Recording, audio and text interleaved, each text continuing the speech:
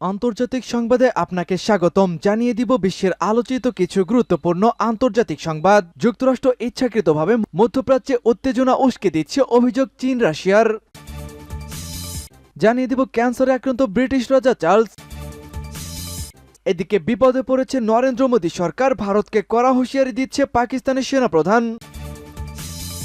থাকবে আরও দুটি জান্তার ঘাঁটি দখলে নিয়েছে মিয়ানমারের বিদ্রোহী গোষ্ঠী। এদিকে এবার স্থায়ী যুদ্ধবিরতির বিরোধিতা করে যাচ্ছে ইসরায়েল, হামাসের ক্ষুব্ধ প্রতিক্রিয়া। সর্বশেষ জানিয়ে দিব ইসরায়েলের বিরুদ্ধে তুরস্কের কড়া কড়া বক্তব্যের আড়ালে ঘটে যাচ্ছে অন্য কিছু। তুরস্ক থেকে ইসরায়েলে বিদ্যুৎ ও ইস্পাত এবং আজারবাইজান থেকে তেল রপ্তানি কোনোভাবেই বন্ধ হচ্ছে না। দর্শক, মুসলিম বিশ্বের এই দ্বিমুখী নেতাদের কারণেই মুসলিমরা গোটা বিশ্বের সামনে আজ অবহেলিত হয়ে রয়েছে।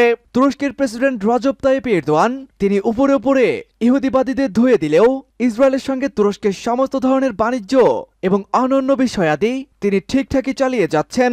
শুধুমাত্র মুসলিমদের মধ্যে এই একতা না থাকার কারণেই, নিজেদের মধ্যে ঝামেলা লেগে থাকার কারণেই ইহুদিবাদী এই ছোট এবং ঘৃণিত জাতিটি গোটা বিশ্ব মুসলিম এবং পৃথিবীতে দাপিয়ে বেড়াচ্ছেন।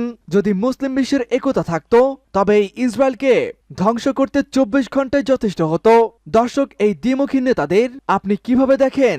এদের সম্পর্কে আপনার কি বক্তব্য সেটি জানিয়ে দিন কমেন্ট বক্সে। শুনছিলেন সংবাদ শিরোনাম, এবারে থাকবে বিস্তারিত।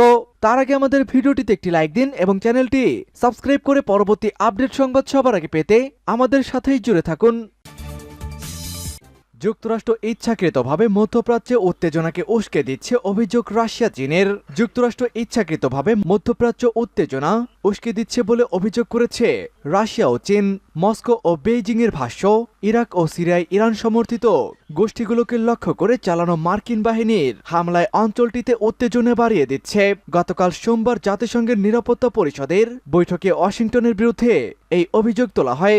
রাশিয়ার নিরাপত্তা পরিষদের এই জরুরি বৈঠক আহ্বান করেছিলেন। গত 28 জানুয়ারি জর্ডানে মার্কিন সেনা ঘাঁটিতে ড্রোন হামলা চালানো হয়, এতে 3 মার্কিন সেনা নিহত হয়েছেন। এর জবাবে ইরাক ও সিরিয়ায় ইরান সমর্থিত গোষ্ঠীগুলোকে লক্ষ্য করে হামলা চালিয়ে আসছে মার্কিন সেনাবাহিনী।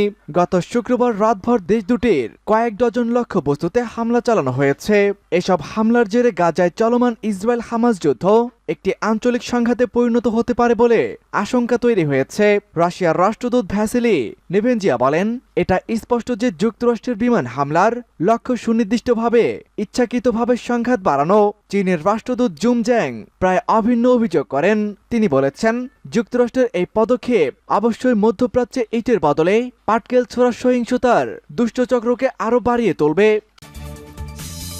ক্যান্সারে আক্রান্ত ব্রিটিশ রাজা চার্লস। ব্রিটেনের রাজা তৃতীয় চার্লস ক্যান্সারে আক্রান্ত হয়েছেন বলে জানিয়েছে বাকিংহাম প্যালেস। দেশটির সংবাদ মাধ্যম বিবিসি এই খবর নিশ্চিত করেছে। প্রতিবেদনে বলা হয়েছে, প্রোটেস্ট বেড়ে যাওয়ায় চিকিৎসা নেওয়ার জন্য জানুয়ারির শেষে চার্লস যখন হাসপাতালে ভর্তি হয়েছিলেন তখনই তার ক্যান্সার ধরা পড়ে।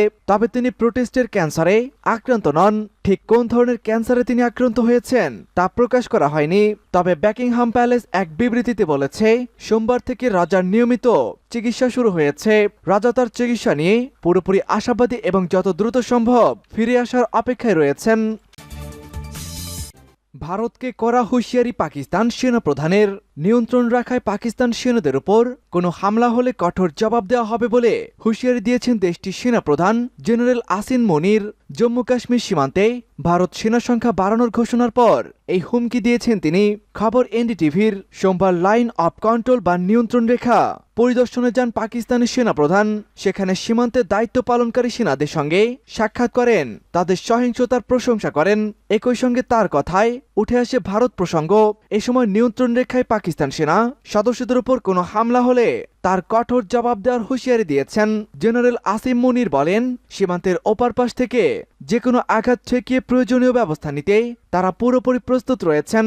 কানাডার শেখ নেতা হত্যা এবং যুক্তরাষ্ট্রে আরেক শেখ নেতা হত্যা চেষ্টার পরিকল্পনায় ভারতের সংশ্লিষ্টতার কথা উল্লেখ করে মুনির আরও বলেছেন, ভারত সমর্থিত সন্ত্রাসীরা পাকিস্তানের নাগরিকদের টার্গেট করেছে। তবে পাকিস্তান সেনাবাহিনী যে কোনো নাশকতার পরিকল্পনা রুখে দিতে প্রস্তুত। আরও 2টি জান্তা ঘাঁটি দখল বিদ্রোহীদের। মিয়ানমারের কাচিন রাজ্যে একদিনে দেশটির সামরিক বাহিনীর আরও 2টি ঘাঁটি দখল করেছে বিদ্রোহীরা। গেল সপ্তাহে রাজ্যটির পাকান্ত এবং মানসি শহরের 2টি ঘাঁটি দখল করে নেয় কাচিন ইন্ডিপেন্ডেন্স আর্মি ও কাচিন পিপলস ডিফেন্স ফোর্স। বিদ্রোহী গোষ্ঠী দুটির সদস্যরা এই তথ্য নিশ্চিত করেছেন। তাদের বরাত দিয়ে সোমবার এক প্রতিবেদনে এই তথ্য জানিয়েছে মিয়ানমার ভিত্তিক সংবাদ সংস্থা মিয়ানমার নাও। প্রতিবেদনে বলা হয়, শুক্রবার বিকাল 4টায় কেআইএ এবং কেডিএফ মিয়ানমার সেনাবাহিনীর নামাতিম ঘাঁটি ঘেরাও করে হামলা চালানো হয়। ঘাঁটিটি রাজ্যের রাজধানী মাইতাকিনা শহরের সঙ্গে সংযোগকারী রাস্তার 14 মাইল পূর্বে পাকান্তে অবস্থিত। কেপিডিএফ এর এক কর্মকর্তা বলেন, টানা 4 ঘন্টা যুদ্ধ করার পর জান্তা সেনারা সেখান থেকে পালিয়ে যান। স্থায়ী যুদ্ধবিরতির বিরোধিতা করে যাচ্ছে ইসরায়েল। হামাসের ক্ষুব্ধ প্রতিক্রিয়া।